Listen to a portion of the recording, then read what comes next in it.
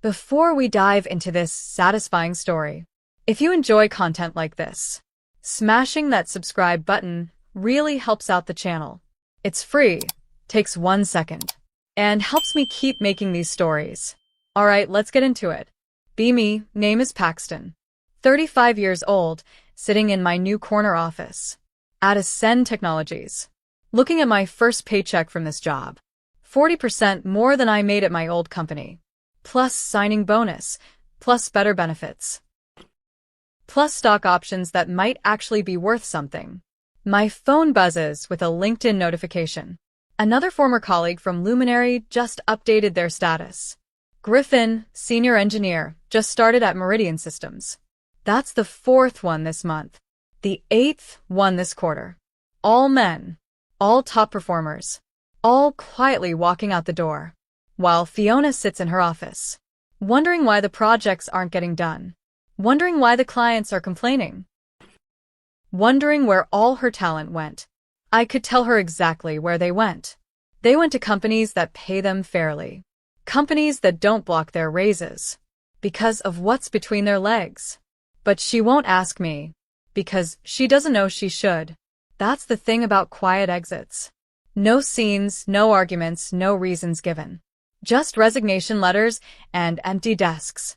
And leadership left confused, wondering what happened to their culture. When the culture was the problem all along. But I'm getting ahead of myself. Let me tell you how I went from loyal employee to cautionary tale to the guy who watches his former company burn. From a much nicer office across town.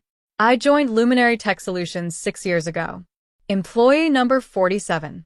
Small startup then, maybe 30 people. Building enterprise software for healthcare clients. Good product, good team, lots of potential.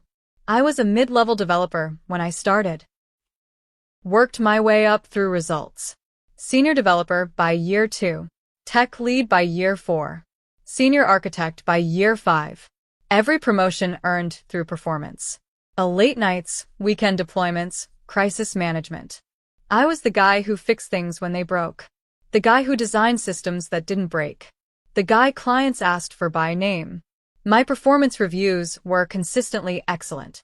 Exceeded expectations every single year. Top ratings across every metric. Fiona herself called me a cornerstone of the company. In an all-hands meeting 2 years ago.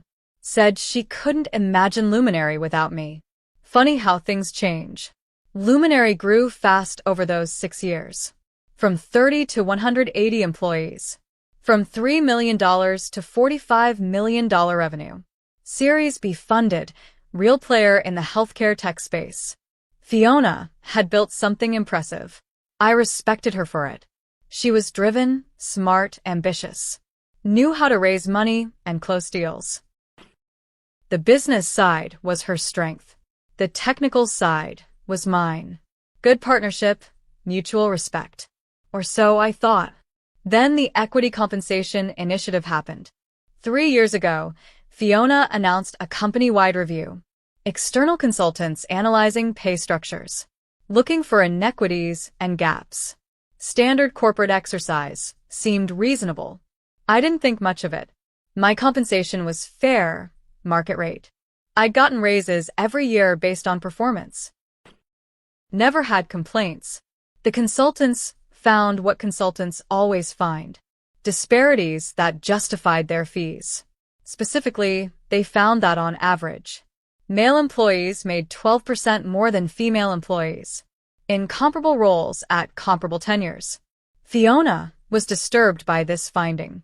Announced it at an all-hands meeting. Called it unacceptable. A legacy of systemic bias. That she would personally correct. Her solution was the equity-first compensation policy. Going forward, raises and promotions would prioritize closing the gender gap until parity was achieved. Male employees would have raises reviewed through an additional equity lens to ensure we weren't perpetuating disparities. Female employees would be prioritized for compensation adjustments to close the historical gap. I sat in that meeting doing math. If women were 12% behind on average, and we had about 80 women at the company. Closing that gap would cost maybe $400,000 annually. The company could afford that easily. Made sense to correct genuine inequities. I supported equal pay for equal work. Everyone should. What I didn't realize was that prioritize had a specific meaning that I discover at my next performance review. 6 months after the policy launched. Annual review time came around. I sat down with my manager Doyle. Great guy, technical background, fair evaluator. He went through my metrics. All excellent, as expected. Project delivery, code quality, team development. Exceeded expectations across the board. He said he was recommending me for a raise. 8%, which was strong for a company. Reflected my contributions. I thanked him. Said I appreciated the recognition. He looked uncomfortable. Said there was a process now. All male raises went through additional review. Under the equity first policy. He'd submit his recommendation. But final approval came from Nadia in HR. And ultimately Fiona. I said okay, seemed bureaucratic but fine. Figured my numbers spoke for themselves. 3 weeks later, I got the decision. Raise denied. Not because of performance. Performance was explicitly praised in the letter, but because of compensation equity priorities. The current focus was on closing gaps for historically disadvantaged groups. My compensation was already above company median. Adjustments for me weren't aligned with equity goals. I read it 3 times. Trying to understand. I exceeded every metric. Did everything asked of me, and more. But I wasn't getting a raise. Because I was a man. And the company was prioritizing women. Until the gap closed. I went to Doyle, asked what this meant. He looked exhausted. Said 4 other guys on the team got the same letter. All top performers, all denied. Meanwhile, 3 women got raises. Including one who'd been on a performance improvement plan. 6 months earlier. He said his hands were tied. Policy came from the top. Nothing he could do.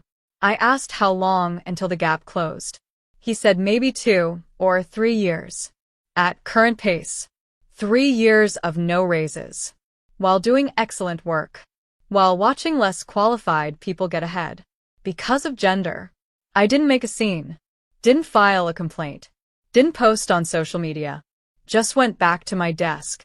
And did my job. But something had shifted. The loyalty I felt for 6 years had cracked. Not broken yet, just cracked. I told myself to wait. Maybe next year would be different. Maybe the gap would close faster. Maybe my continued excellence would be recognized. Next year came. Same performance, same reviews. Same recommendation from Doyle. Same denial from HR. Same letter about equity priorities. 2 years of raises blocked. While I trained new hires. Fixed critical systems.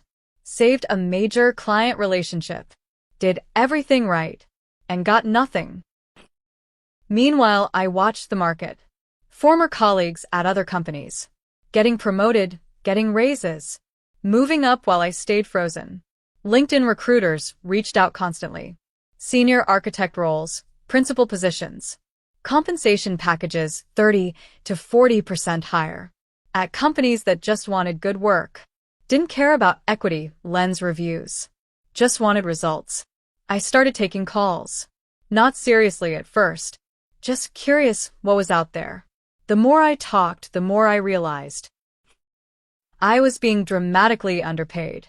Not just for my skills, but for my market value. Luminary was paying me year 3 rates, while I delivered year 6 value, and blocking any adjustment, because I was male. The irony wasn't lost on me. A policy meant to ensure equal pay was paying me unequally, based on gender. Just in the other direction. Ascend Technologies reached out in month 2. Growing company. Excellent reputation. Building healthcare infrastructure similar to Luminary. The hiring manager had actually heard of me. Knew my work from a conference talk. Wanted me specifically. Interview process was smooth. Technical rounds I passed easily. Culture interviews felt genuine. They asked about my compensation expectations. I told them the truth. Current salary plus the raises I'd been denied. They came back with more. 40% increase over my Luminary pay. Signing bonus to offset unvested equity. Better title, bigger scope, actual growth path. I accepted in a week. Resignation letter was simple. 2 weeks notice, professional transition. Thanked Luminary for the opportunity. Just goodbye. Fiona asked for an exit interview. Nadia conducted it. Asked why I was leaving. I said I had a better opportunity. She asked if there was anything Luminary could have done. I said probably not. She asked if I had concerns about company culture. I said the culture was fine. I just had a better opportunity. She looked frustrated, like she wanted me to say something specific. Give her something to work with. But I didn't owe them honesty. They hadn't given me fairness. I walked out with a cardboard box. 6 years of career in a small container. Couple of awards, some photos, a coffee mug. The things that accumulated. When you gave everything to a company that decided your gender disqualified you from recognition. First month at Ascend was refreshing. Real meritocracy, actual recognition. When I solved a complex architecture problem, my manager said great work, noted it for my review. No equity lens, no additional approvals. Just good work getting noticed. I'd forgotten what that felt like. My phone kept buzzing with updates from Luminary. Not official updates, just LinkedIn. Sutton changed his status. Now at Vertex Solutions. He'd been denied raises twice too. Top performer, same letters, same excuses. Griffin 2 weeks later. Moved to Meridian Systems. Same story. Then Palmer, then Walsh, then Kirby. All senior technical people. All men. All quietly walking away. The pattern was unmistakable. At least from the outside. Apparently not from Fiona's office. 6 months after I left, a former colleague reached out. Oakley, senior product manager, still at Luminary. She wanted to catch up. We got coffee, she vented. Said things were falling apart. Projects behind schedule, quality dropping. 3 major clients had complained formally. One was threatening to leave. She asked if I knew why so many senior engineers left. All around the same time. All to competitors. I asked if she really didn't know. She said there were rumors about the compensation policy. But leadership said it was just market conditions. Tech industry was hot, people got poached. Nothing to do with internal policies. I laughed. Not happily. Just at the absurdity. Told her the truth.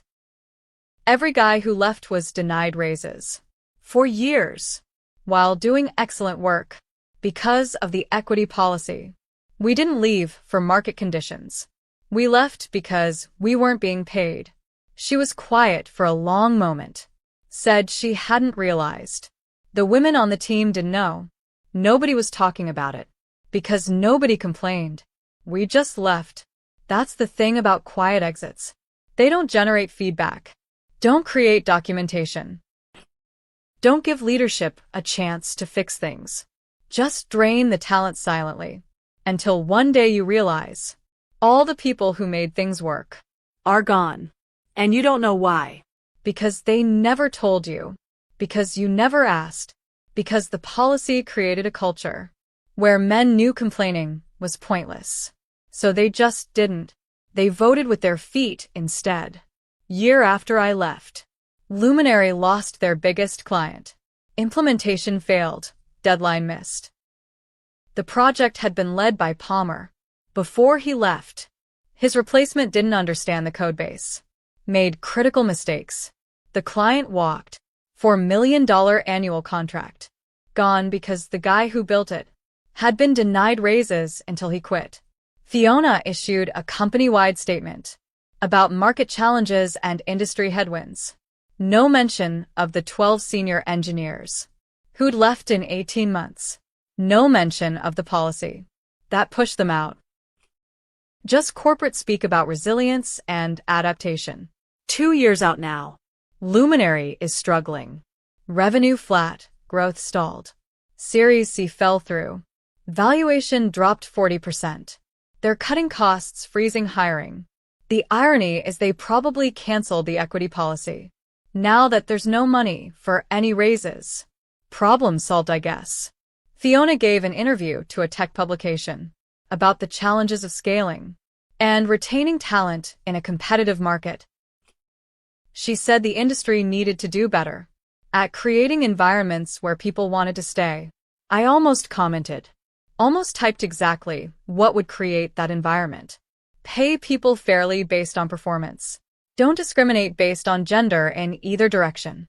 Treat everyone as individuals, not demographics. But I didn't. Wasn't worth the drama. Let her figure it out. Or not. Not my problem anymore.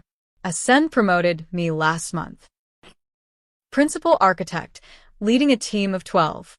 Compensation package that would have taken me 10 more years to reach at Luminary. If ever. They didn't promote me because I'm a man. They promoted me because I'm good. That's all I ever wanted. To be judged on my work, not my chromosomes. My daughter is starting her first job soon. Engineering degree, smart as hell. She asked me for advice about compensation. I told her to know her worth. To expect fair treatment regardless of gender. Not special treatment because of it. Just fair. And to leave any company that doesn't provide it. Quietly, professionally, without drama. The market will sort it out. It always does. Fiona thought she was creating equity by blocking raises for one gender. What she created was exodus. The best people walking out, one by one. No protests, no lawsuits, no public complaints. Just empty desks. And a company that forgot why it succeeded. The talent made it work. When you stop paying the talent stops staying. Simple math.